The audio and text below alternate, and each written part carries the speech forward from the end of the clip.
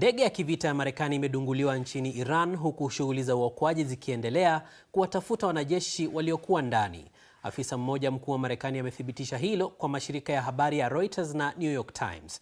Shirika la habari la serikali nchini Iran limeripoti madai kwamba mabaki ya ndege hiyo yamepatikana na imeonyesha picha hizo kwenye matangazo yake, huku ikisema kwamba Iran itatoa zawadi kwa yeyote atakayewakamata marubani hao wakiwa hai.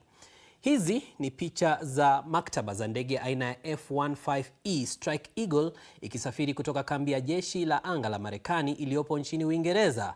Wataalamu wanasema kwamba alama yake kuu ni mkia wa rangi nyekundu, na wanasema ni kama ule ambao ulikuwa kwenye mabaki ya ndege yaliyoonyeshwa kwenye runinga ya taifa la Iran.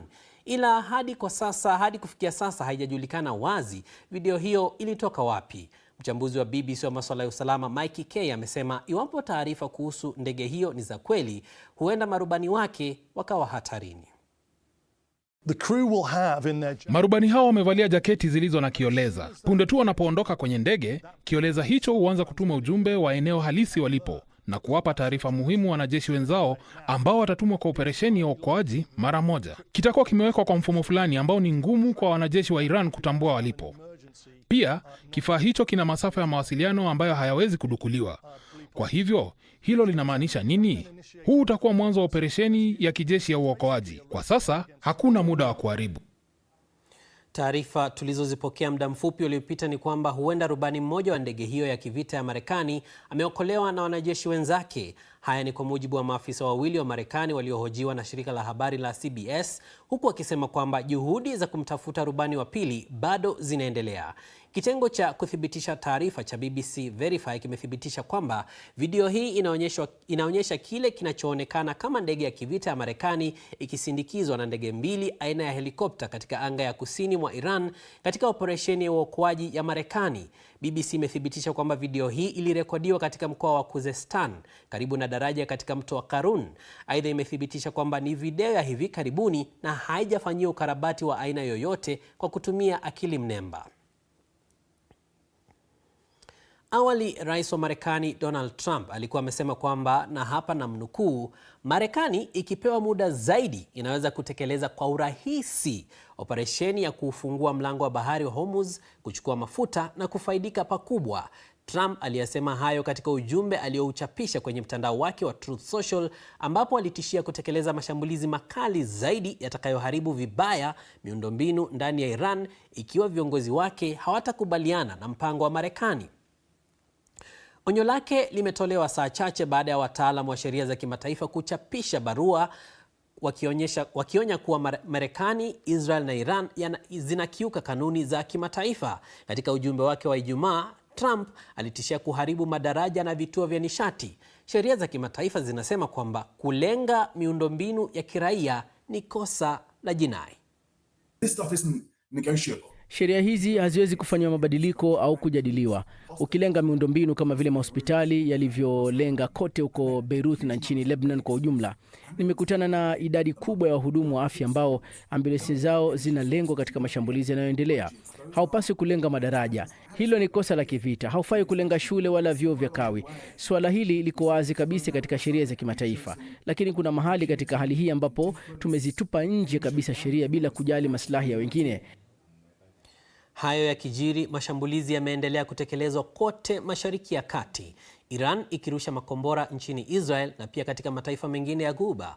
Huko Kuwait, kituo cha kusafisha mafuta cha Mina al-Hamadi kimelengwa na ndege zisizokuwa na rubani. Makundi ya wahudumu wa dharura wamekuwa yakipambana na moto mkubwa uliowaka. Umoja wa Falme za Kiarabu UAE imesema maeneo kadhaa nchini humo yamelengwa, huku kituo cha gesi huko Abu Dhabi kikisimamisha shughuli zake baada ya kuharibiwa kwenye shambulizi. Israel nayo imesema kwamba imeshambulia zaidi ya maeneo 3500 nchini Lebanon tangu ianze kulenga Hezbollah mwezi mmoja uliopita. Wizara ya afya Lebanon imesema kwamba mashambulizi ya Israel yameua zaidi ya watu 1300. Tukizama ndani ya Iran, ukosefu wa huduma za interneti unazidi kuripotiwa na kuwazuia wengi nje ya taifa hilo kujua kinachoendelea nchini humo, lakini BBC imepokea video ambazo zinaonyesha hali halisi nchini humo. Tumebana majina ya waliohojiwa katika taarifa hii ya Fego Kin ambayo inawasilishwa na Ahmed Bahaj. Kuishi hapa ambapo taarifa wanazoweza kuziamini ni kile ulichokishuhudia na macho yako tu. Raia hapa wanazidi kufungiwa na dunia nje. Lakini kutoka ndani ya Iran tumepokea picha zinazotoa hali halisi ya wanaoyapitia watu waliojikuta katikati ya makombora ya Marekani na Israeli dhidi ya Iran na ukandamizaji kutoka kwa serikali yao. Setare, ambalo si jina lake halisi, ni mfanyakazi katika ofisi moja. Tuliona moshi ukifuka angani, ila hatukufahamu kwamba eneo hilo lilikuwa limelengwa. Baada ya hapo, kila mmoja aliyekuwa anafanya kazi kwenye kampuni hii alijawa na wasiwasi. Watu walikuwa wakipiga kelele na kutoroka. Kwa saa moja au mbili, hali ilisalia vile vile. Kulikuwa na vurugu. Kwa sasa ametoroka mji wa Tehran kama mamilioni ya Wairani wengine. Binti huyu hana ajira na pia hana hela. Sijui jinsi hali hii ya watu wengi kukosa ajira itakavyotatuliwa. Hakuna mfumo wa kuwasaidia waathiriwa na serikali haifanyi chochote kuwasaidia watu ambao hawana ajira. Ninaamini kwamba vita halisi vitaanza ikiwa vita vya sasa vitakwisha bila suluhu. Mashambulizi ya mabomu ya kila siku yamempokonya uwezo wa kuwa na usingizi wa kawaida. Yeye hujilaza kitandani bila kufumba macho, akiwaza kuhusu maisha ya sasa na siku za usoni. Ninaweza kusema kwa uwazi kwamba sijalala kwa siku kadhaa mfululizo. Nina wasiwasi mkubwa na umeathiri mwili wangu.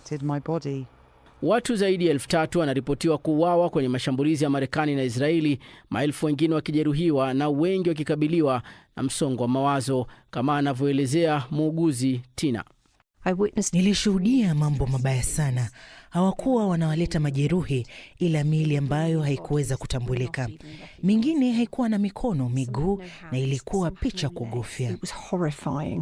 Tina anakabiliwa na majeruhi ya mashambulizi ya mabomu. Anaelezea jinsi picha hiyo inavyomwathiri akilini. Mwanamke mjamzito aliletwa kwetu kwa sababu eneo alipokuwa akiishi lilishambuliwa. Nyumba yake ilikuwa karibu na kambi ya jeshi na iliharibiwa. Walipomleta hospitalini, yeye na mwanae walikuwa hapo hai tena. Wengi pia wanahofia tishio la kuteswa na serikali. Hivi ni vipande vya uti wa mgongo na hivi ni vile vilivyoko karibu na moyo wangu hapo juu. Hii hapa ni jinsi bomu ya kutoa machozi ilivyonikwaruza mwilini na iliponiumiza. Behram ameonyesha vipande vya chuma ambavyo vimekwama mwilini mwake. Alikuwa mfungwa wa kivita na yupo mafichoni baada ya kufyatuliwa risasi wakati wa maandamano ya Januari, ambapo maelfu walipigwa risasi. Walitushambulia na kutupata kati ya moja ya njia zinazoelekea kwenye uwanja huo. Walitufyatulia risasi na mabomu ya kutoa machozi. Mimi na wewe hatutapona hadi pale ambapo tutakuwa huru. Na tukiangazia yaliyotokea na mahangaiko tuliyoyapitia, tunacheka. Lakini nchini Iran, mwezi mmoja sasa wa vita, ni huzuni tu, kwani wakati wa kufurahi unaonekana kuwa mbali zaidi.